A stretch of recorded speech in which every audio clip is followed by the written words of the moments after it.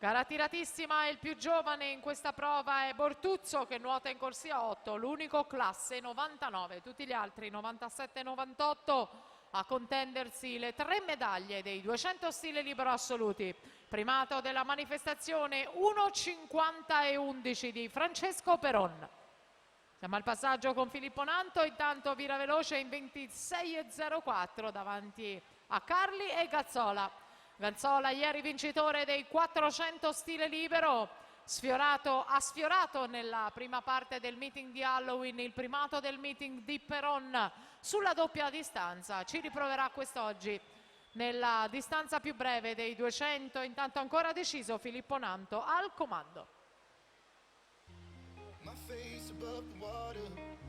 54-73 Nanto davanti a Gazzola e Carli a metà gara.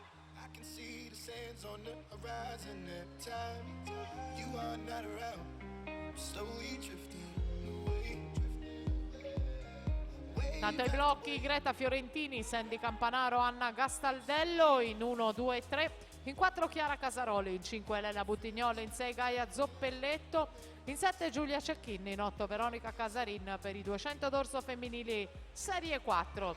Gazzola va in testa 1,23,17, cambio di passo per lui, Nanto è secondo, ancora Gabriele Carli in terza posizione.